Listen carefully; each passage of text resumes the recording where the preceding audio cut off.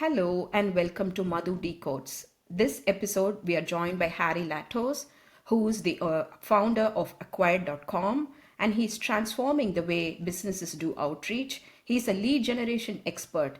We are diving into the mindset of business leaders like Harry to understand how businesses have been transformed through AI lead generation aspects. Thank you, Harry, for joining us today. And we have known you as someone who's making 50K to 100K per month while only working 10 to 20 hours per week. So we are really excited and interested to know more about it. Welcome to the show. Thank you. Perfect. Thank you for having me on. Thank you, Harry. I think we should start with listening to your story, right? How did it all happen and when did you start your journey? Can you tell us a little bit about your journey into lead generation agency, please? Yeah, absolutely. So I actually started my lead generation agency around 3 years ago. I was working a bit more of a corporate 9 to 5 job, and I think like many entrepreneurs, I felt like there was more out there. I wanted more. I wanted to progress faster. That was the main thing. The company I was at, the people at the very top were just there through sheer experience, right? And through sheer time served at the company. I wanted to see ways that I can explore progression much faster in my own life through taking it into my own hands, effectively running a business, right? So I started looking at probably online, like everyone does when they're trying to start a business, which business model to do, which one's going to get the most success. There's things like drop shipping out there, e-commerce, Amazon FBA, SMMA, all these different types of businesses. And I actually originally started as a social media marketing agency, right? Selling social media to businesses. Then what I figured out was that actually businesses didn't want social media, they just wanted more sales. And I started to use the same system I was using for myself to get sales calls for my clients to also get them sales calls. And they were paying substantially more money to me to help them get sales calls. And they were having a substantially better experience and actually growing the company rather than having a few Instagram posts and Facebook posts, right? So it was really figuring out, okay, this seems to be a recession-proof business model. Businesses always need more business. And if I can acquire the skills to help any business gain more business, then I'll get compensated accordingly for that. So that was really how I got into the space. Obviously, since then, it's changed a lot. Even in those short 3 years that I've been doing it, it's changed a hell of a lot. And now it's in a completely different position to when it was when I first started. And the use of AI could not be more prevalent in this use case. AI is absolutely fundamental to making lead generation work, I think, in 2025 and beyond, and going to become even more important just because the barrier to entry of people doing this, starting agencies, doing outreach, all of these sorts of things is becoming so low that anyone can do it. So everyone, sounds about the same, quite robotic, generic messaging, and the only way to cut through that and cut through the noise is by using AI. So I've been using AI a lot in my business to help me do this. So that's just, a brief background on me and where we're currently at. Thank you, Harry. Thank you. Thank you for, explaining the journey where you started and how you got here. Can we also know a little bit about how businesses were actually doing lead generation in the previous world, like when you really started, and how have that changed? What are the paradigm shifts you've really seen? Yeah, so I think there's a few ways to look at this actually. Lead generation agencies, I think, are always at the forefront of lead generation, right? They have the best ways to do it. And then you have normal companies and how they generate leads. When I say normal companies, I mean more traditional businesses. Let's say a more traditional recruitment company, right, that maybe been around for 30, 40 years. They generate leads a very different way to how lead generation agencies would do it. And that's why I think lead generation agencies are beneficial to a lot of businesses.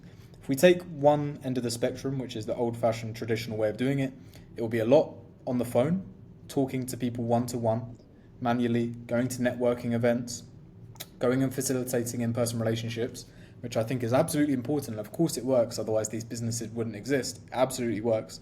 It's just a very unleveraged, unscalable way of doing things. So if you want to tap into bigger markets, nowadays especially, say you're based in the UK, there's nothing stopping you from contacting and reaching out and doing business in the US. Right? I'm currently based in Dubai. I just do business with US companies because we're able to do it all online now. Right? So one end of the spectrum is very, very traditional, unleveraged, unscalable ways of doing things, manual cold calls, in-person relationships, networking events. Then you have what lead generation agencies used to be like. So when I first started, it was really very simply spinning up a few email accounts, creating those email accounts yourself, hooking them up to a software. At the time, I was using one called Lemlist, which is still around, but I tend to use Instantly or Smartlead now, and just reaching out to contacts that basically fit my criteria. So let's say I wanted to work with recruitment agencies. I would simply just build a list of recruitment agencies, have a message that's relatively copy and paste, and just send it to everyone. But because not everyone was doing this, that would work. I'd get meetings, I'd get sales calls, I'd sign clients off of this. Now we've gone an even step further to the other end of the spectrum where you need to be using AI in pretty much every part of the process. So you need to use AI to identify companies that have a need for your service right now. Ones that are what we call showing intent triggers. Right? So if it's a recruitment agency looking to work with another business, they might work with them because they have open positions or they're hiring, or maybe they've just received a round of funding, or maybe they've just had a senior leadership change. But you'd want some sort of reason to reach out to them rather than just go blast out to everyone, right? So this is the main thing that I've seen change between lead generation businesses 3-4 years ago to now, is that they used to just be able to blast the whole market with a similar sort of message and it would work. It would genuinely work. But now it has to be a lot more pinpointed, a lot more specific and targeted and intent-based to get the same level of response as what you were getting back then, just blasting out emails to everyone in the market. Okay. So the lead generation mindset has shifted, right? So you're targeting, you're fixing your target audience with the help of AI and then doing your cold emailing. Exactly, and using AI to help you find people that need your service right now, Okay. rather than just going out to everyone. I think that's a big change. Yeah. So traditional businesses, say, if you could pick one industry, traditional business, how would they change? If you can say a real estate agent, for example, what would have they done before? And if they come to you as a lead generation expert, what are the changes they would start seeing? Yeah.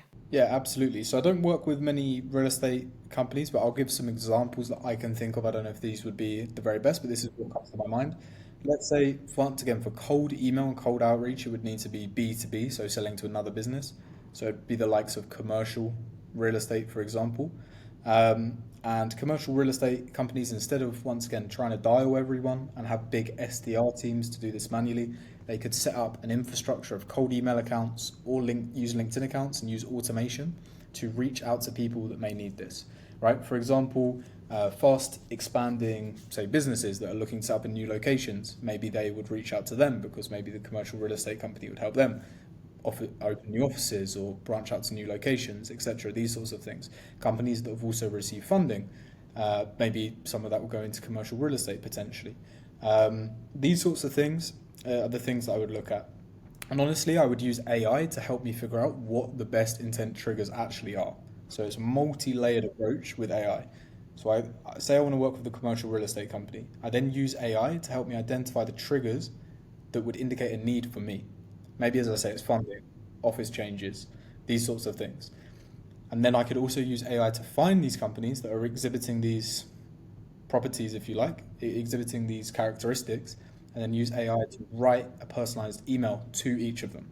So I'm not just basically going out and blasting, hey, are you in need of setting up new offices and buying new land, buying new properties, etc. It's, hey, congratulations on the recent funding or congratulations on the rapid growth.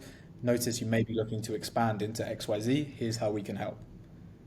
Right? So it's sort of like they're looking for this to some degree, and it makes the conversation way easier to actually get started.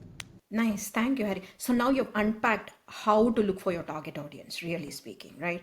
You have looked for triggers using AI, and based on those triggers, you are also looking up for their contact IDs using AI. So those are the first two steps you've already done to find your target audience, right? Absolutely. Yeah. And what are the further steps, I think, along the way until you reach your lead? Yeah, so I think the first bit is really setting up that infrastructure to be able to send the amount of messages or emails that you need, because volume with outbound is required. You're not just going to send out 10, 20 messages a day and get results. If you could do that, everyone would be doing it, but that's not the case. You need to be sending more. So the first step is infrastructure. Then it's how to build the list of leads, which we've just covered, basically how to build the target audience. Then after that, It's going to be, okay, how can you create a message that's going to resonate the most with this audience? That's where we use the trigger as well to help craft the email that is going to be most targeted to them. So if they've received funding recently, you'd want to talk about that in the email, and then how that links to your value proposition. So congratulations on raising the recent round of funding.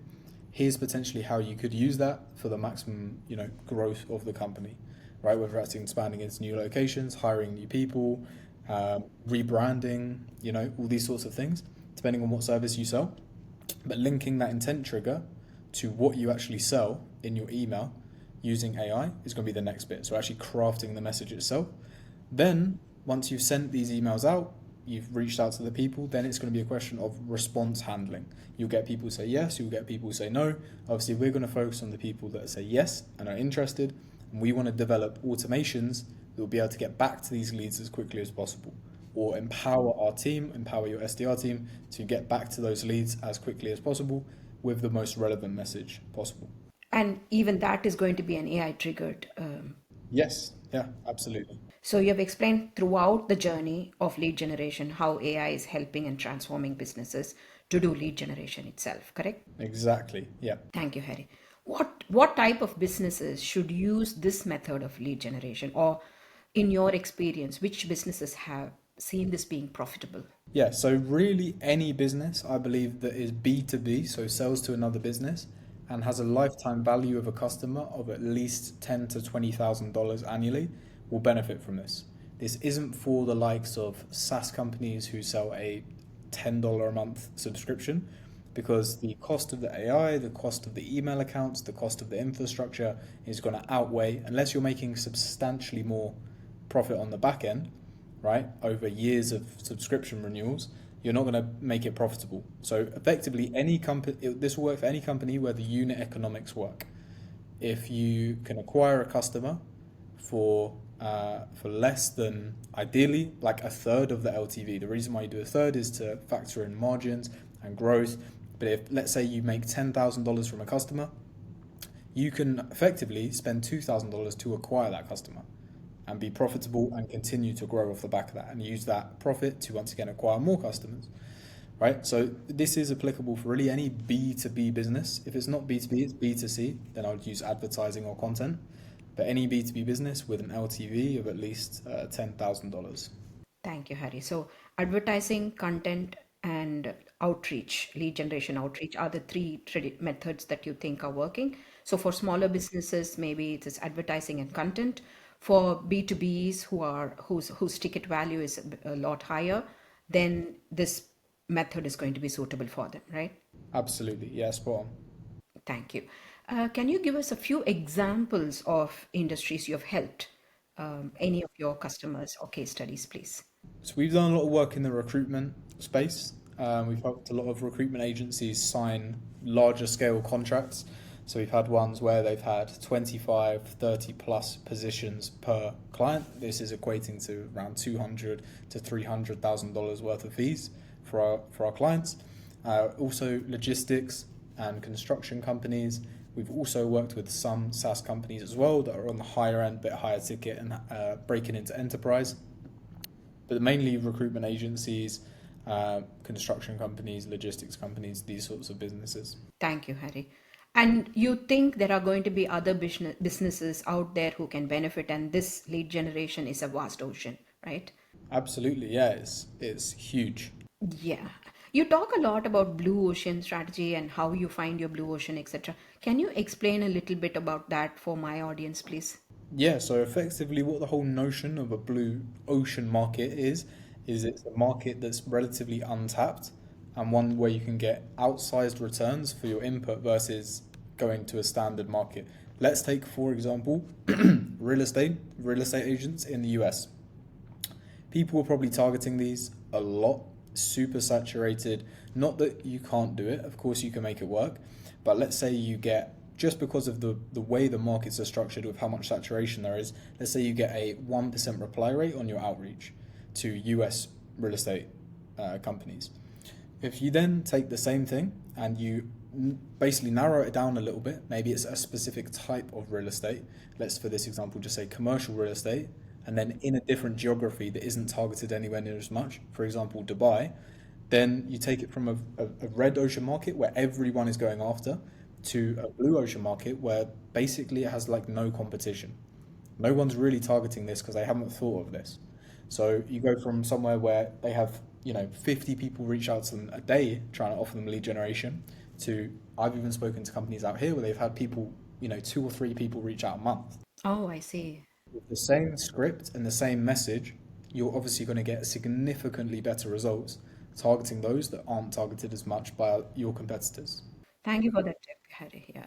Yeah, this is all the notion around blue ocean markets is finding markets, geographies and niches which do not get targeted anywhere near as much as other ones. So it means you can send the same amount of emails, the same type of emails and get significantly more results for the effort that you put in. Harry, how would somebody know whether it's a blue ocean niche or a red ocean niche? How do they classify? Yeah, very good question. Ultimately, the only way to truly tell is from the testing that you do and the data you collect. Um, but what you can do is analyze the amount of competitors in the market. For example, lead generation companies that target marketing agencies, I do some analysis on this and there's thousands, right? Loads of people want to work with marketing agencies. Versus if you look at lead generation companies that want to work with commercial cleaning companies, there may be only a handful, right? So I would say it's probably the density of competitors in the market. If there's a lot of competitors, it's going to be more of a red ocean market. If there's fewer competitors, it's going to be more of a blue ocean market. And you'll see more of like a one of one. You have higher control over your pricing. You have greater close rate usually because there's less options out there on the market. But you can't really tell this until you test it. But I would say the one indicator I would look at is level of competition in the market. Thank you, Harry. Where do you look for the level of competition, though? I know by testing you can at least see your response rate and you can figure out, your the interest the businesses are showing you. But where do you actually see the? I would personally use AI to do this. Deep research on AI to go into specific markets that you're thinking about and analyze how much competition is in these markets and if there's any gaps within these markets. AI is just going to be able to do it so much faster than manually researching it yourself. Thank you, thank you. Yeah, I think you've used AI in every step of your journey. So can we also double click on your cold email writing or script writing as a concept? I know you've tested over 1,000 email scripts, and that's massive. Can you tell us a little bit about that and how much time did you actually use to test one email script, etc.? Yes. So in general, we have a rule of thumb where we will test an email script for at least an absolute bare minimum of 500 emails, usually 1,000 emails per email script. So definitely sent well in excess of 1 million emails across all of our campaigns. And the main things that we've noticed is that we need to keep the emails very short and punchy. No one wants to read a long email. Like most people even open the email and if it looks like a long block of text, they're just going to delete it without even reading it. So it has to be short and punchy. It has to be very outcome driven.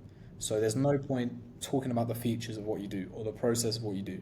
You want to make it around the outcome the prospect can achieve by using your service or solution or whatever it may be. And then the third thing is making it very soft and value driven. So you don't want to make it super salesy and say, let's jump on a Zoom call because it's very high commitment for your prospects. You want to make it low commitment, soft, non-salesy. You can still make a pitch in there. I'm not saying like don't try and sell anything. Everyone knows you're using cold email to sell something, so you don't need to beat around the bush there. But we can do that in a way where it's still value driven by giving someone something for free, and we call that a lead magnet. So if you put a lead magnet in your email, it makes it convert substantially higher. A lead magnet could be giving a list of 500 leads for free to someone. It could be giving them a number of a voice agent they can call and test it out themselves. It could be sending over a personalized Loom video going over this process that you use to help another client achieve X result. Could be any of these things. But those are the main things that I've noticed across testing that very large number of emails. Yeah, this is something like when you're being called for a webinar or something, they say, oh, download this template for free. Yes, yeah, absolutely. It's a lead magnet. Usually, it's an exchange. They get something in return, right? It's using your desires of what you want to get to for them to get what they want to get as well. So in a webinar or an ad, you might see, oh, a free template, but they probably ask for your email address or your phone number, right? Same in cold email. We'll give someone maybe a free template. In return, they respond to us to get that. So we get what we want, get what they want in return. And really, 1,000 scripts? How long did you take? Honestly, not really that long, to be honest. When you've got AI to create these scripts for you, you can knock out probably 50 cold email scripts in a day. Obviously, we've been running the agency for years, so we've tested a lot over that time anyway. But yeah, you can knock up email scripts very, very quickly. It would have taken, of course, a long time to test 1,000, but you could test 1,000 within the span of a few months, to be honest. Oh, nice. Very nice. Okay. I know you've shifted from UK to Dubai. Can you tell us a little bit more about what financial freedom means to you? Why did you decide to move out and what are the, perks you're enjoying? Yeah, absolutely. So no, yeah, I'm based in Dubai currently. I really, really like it here. I think overall it's very much built for convenience around work. Um, there's a much more entrepreneurial culture here compared to the UK where I was before.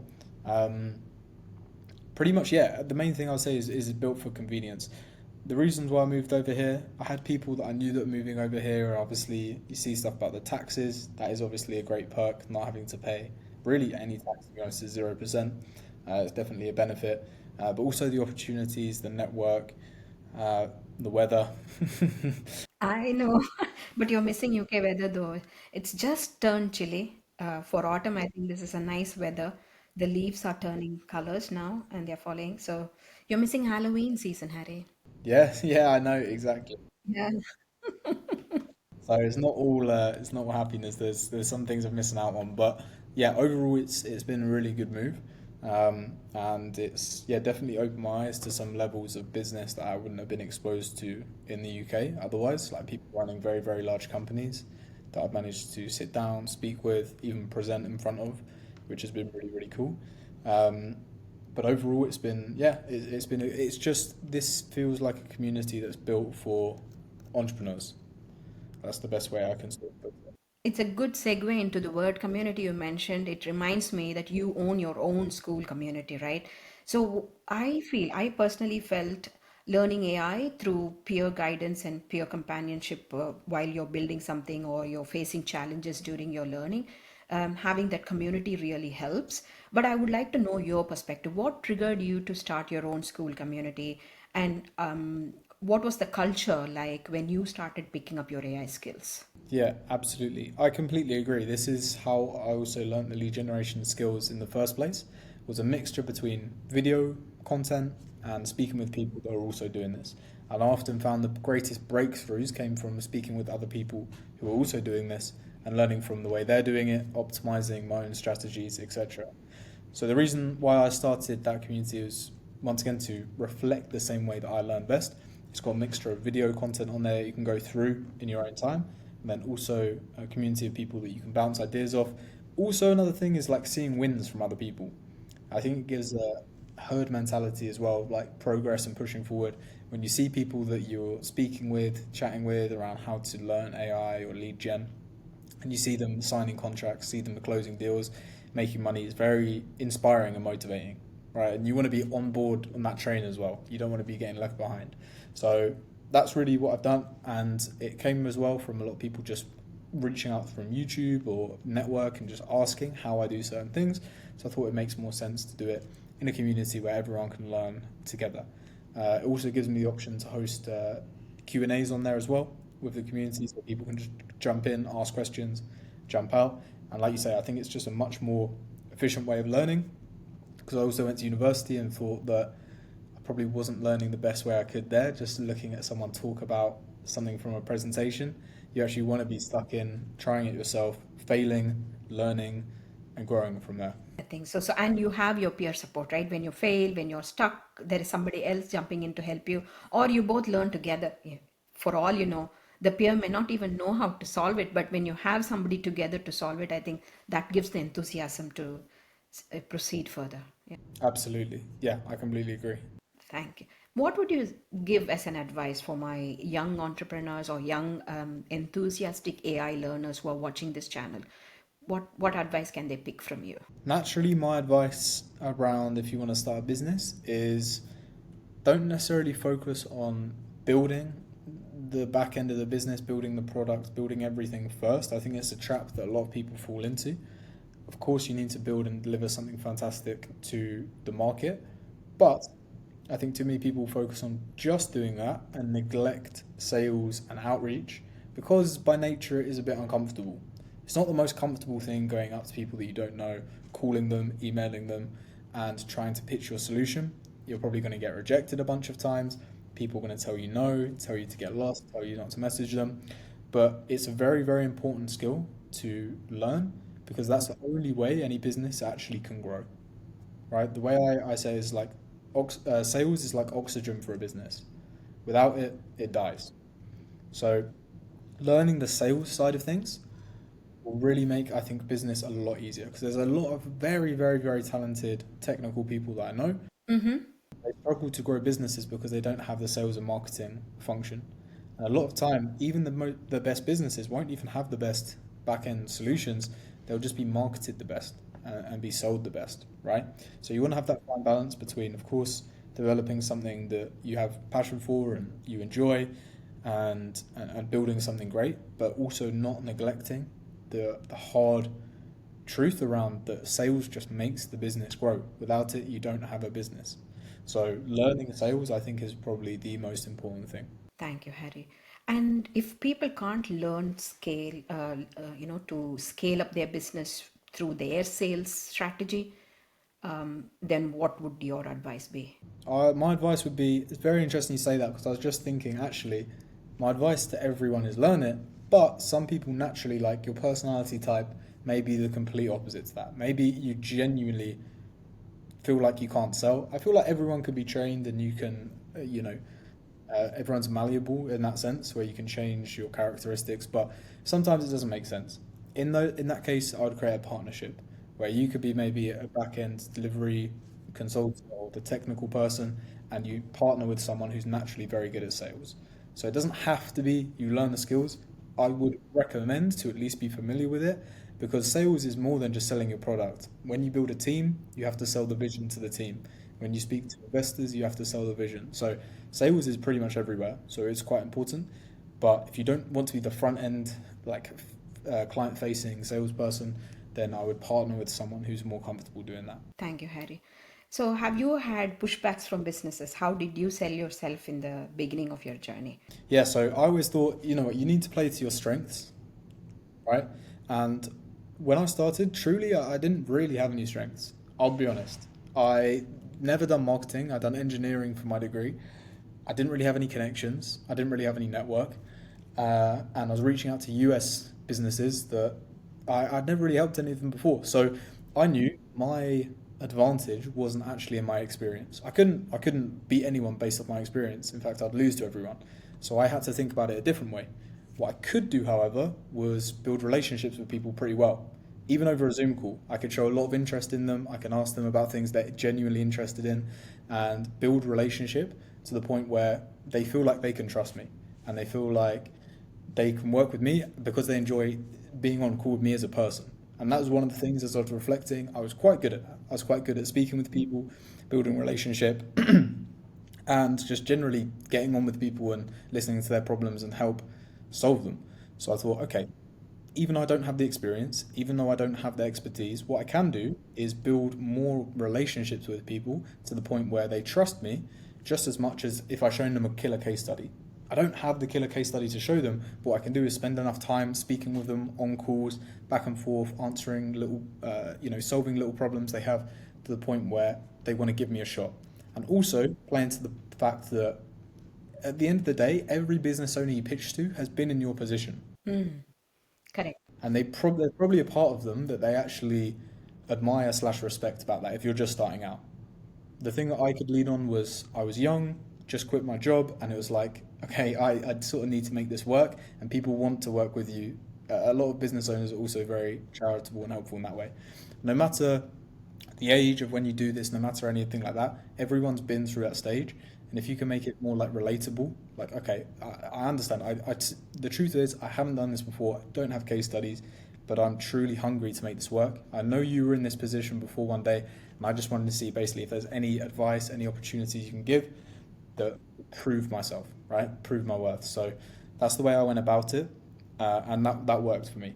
I think that's amazing because that really works, right? When you have the right attitude, even if you don't have the complete knowledge, I think right attitude always works. I've seen it personally in my life too. Yeah. Yeah, I agree. Yeah.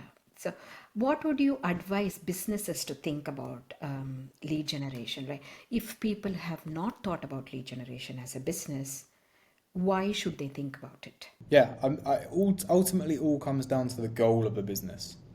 If your business is simply just to operate as if you've always operated before, not change anything, not want to grow, not want to expand, not want to make more money, then lead generation isn't something you should look into. But for most businesses, you probably get into the business with a vision of growing it, making more money, maybe selling it one day. So I'd say it probably is more applicable to everyone. That's where it comes in.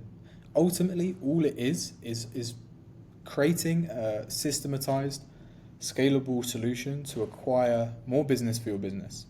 It's a simple, really, it boils down to like a simple equation, right? You know what your goal is for your business. Let's say revenue. Maybe you've been running your business many years, you're at 500K a year, and you want to get it to a million. What you need to do is figure out what inputs are creating those outputs. So how many clients you're currently working with, how much are you charging per client, and how many clients are you taking on per year, right? Let's say the issue is you only seem to be closing maybe 4 new clients per year because it's all coming through network, it's all coming through referrals, and you know to hit that 1 million a year that you want to get to, you need to be signing 8 new clients a year. So that's when lead generation would come in effective.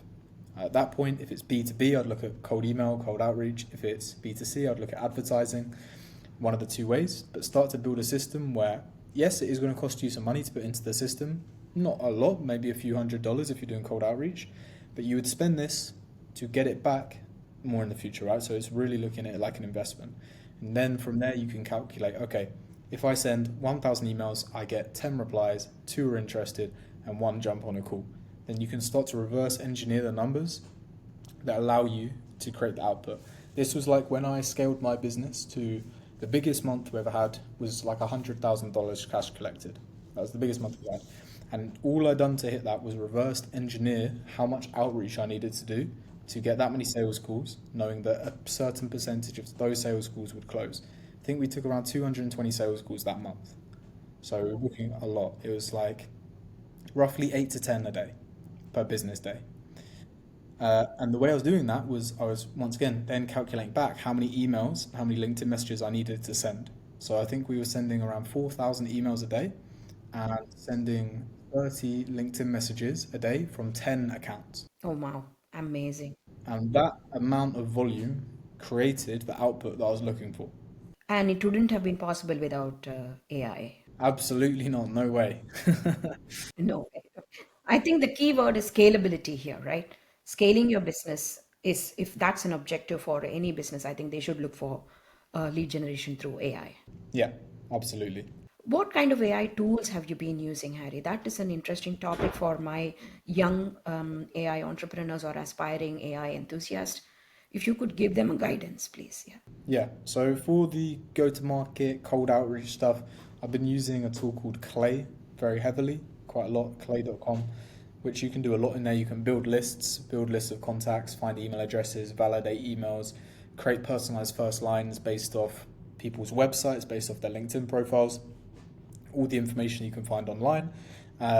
Clay's been fantastic. It can also help you find these intent triggers that I was talking about earlier on in the episode. Clay's been really, really good. Clay can be a little bit expensive if you're using loads of credits, so we also use the likes of Make and NAN as well to automate some of this stuff, such as creating personalized first lines, scraping data, and in these workflows using Make or NAN, we'll be using a mixture of Perplexity to do deep research, GPT to also sort of distill that research and map it to pain points of the market, map it to the ICP, and then mainly Claude. Whether using Clay or not, we use Claude to write the copy itself. Oh, I see. So these are all things that you do as part of the journey. So each part of the journey, you use separate AI tools for each concept. Okay. Um, And what about the emails that you send, the thousands of emails that you send? What tools do you use? Yeah, so for the actual email sending, we'll use a mixture between Instantly and SmartLead. The reason why we do that is SmartLead makes it a bit easier to manage our clients on. So unless you're a lead generation agency, using Instantly is probably going to be best. But if you have a bunch of clients to manage the cold emails for, I would look at doing it on SmartLead as well. But let's take for this example, it's Instantly, and we pretty much do all the setup through Instantly. We get our email account set up through there, domain set up through there, and then also manage the campaigns and everything through Instantly itself. Okay, thank you, Harry. That's good insights. What do you think the trend is going to be for lead generation from where you started, where you are today, and where is it going in future? Yeah, so very good question. I think it's going to head in the direction that's already been heading in, where even more reliant on AI to the point where if you're not using AI in your emails, it probably won't even work. It needs to be super targeted, super relevant, a lot of use in AI, and also adhering to the right market fundamentals of economics. So you need to position yourself in markets where this actually makes sense. For example, you can have the best AI outreach script, you can do the best lead generation strategy, but if the market fundamentally doesn't want what you're selling, it will never work. Let's take, for example, recruitment companies that place software engineers. Now they're having a hard time. 2021, there was funding in pretty much every company, tons of open jobs, and not enough applicants. This means there's a need for recruiters. Now it's completely on its head. There's no job opportunities open because the market or the economy is struggling, and there's thousands of applicants to every single job. The recruitment offer is fundamentally broken to some degree in this market now. It doesn't work, like people don't want it. The only thing that will trump that, in my opinion, is a personal relationship. So you can still make it work, but you need to facilitate in-person relationship, which will trump this idea of a bad cold offer. The way I see it going is lead generation. So you need to have an attractive front-end offer for cold traffic. What I mean by that is, let's take for this example, that your core service, what you want to do, and this might take a while to sort of fully understand, but the core service that you want to do is recruit software engineers. If you try and do that to the market now, you're not going to get any interest because there's no need for it. There's thousands of applicants. There's just no need. And your argument could be, okay, what about the quality of these people? How are you going to vet them? But fundamentally the business goes, I don't care. I've got 1,000 applicants. I'll sort this out myself. Whereas these software companies, they probably actually be in need of more customers, reduced cost of acquisition, higher retention. These are the offers that you need to sell on the front end to then also open the door to deliver what you want on the back end. So if you want to place talent at companies, you may need to start looking at offers where actually you come in as a consultant to increase their sales or increase their retention. And then one of the mechanisms in which you do that is through placing new people at the company. If there's better people at the company will make more money. But you'll break into that company by telling them that you'll make more money, not by telling them you'll place people. Okay. So, If that makes sense. yeah. So, this is where you said it should be outcome oriented email content. Outcome orientated, but also positioning, like the future I see is going more in this direction. It has to be even more outcome orientated. It has to be very attractive front end offers to get buy-in from other businesses. Okay. So, when you say front end offers, is that your first email script? Exactly. Yeah. That's interesting, Harry. I know you have a lot more to offer, but what would you like to tell my audience here? How can they reach out to you and what type of businesses or people you can help? Yeah, absolutely. So we work with all types of agencies as long as you sell to another business and like I said, sell with an LTV of at least $10,000 a year. Be more than happy to chat. I'm on LinkedIn. I also have a school community that can be joined. Also on YouTube. I'm sure we'll sort out with some links so people can probably find those if they wish. But my main piece of, I guess, advice for people is figure out the numbers. This is what worked for me, figuring out my numbers. What I mean by that is you want to grow. Of course, everyone wants to grow, but you need to reverse engineer what is actually required as inputs to create the output. Instead of just thinking, okay, I'm just going to make as many cold calls as I can today. I'm going to reach out to as many people on LinkedIn as I can today. And then 3 days later, you're exhausted and you haven't got results. what I would do is know the numbers. Okay, to book 10 sales calls, I probably need to have 30 people reply to me with interest. To get that, I probably need to have 90 replies in total. To get that, I probably need to send 4,500 emails. So instead of it being guesswork, I now know the numbers, and the numbers make sense to me. This is the way I've always thought. Maybe it's because I was an engineer, but if you know the numbers, it makes everything so much easier. So that's what I would say. Figure out what those numbers are, what realistically your KPIs, conversion rates are in the funnel, where you say, okay, I can do this thing, i.e., send 1,000 emails, and I'll probably get this in return. Then the question isn't how do I sign three clients, it's how do I send 1,000 emails. Or the question isn't how do I sign 10 clients, it's how do I send 10,000 emails a month. It's a much easier question to answer. Thank you, Harry. Thank you so much for all the insights and all the learnings that you have shared with us and my audience. I'm sure people are going to have many more questions, and they can always reach out to you in your school community or through LinkedIn. It was a pleasure having you.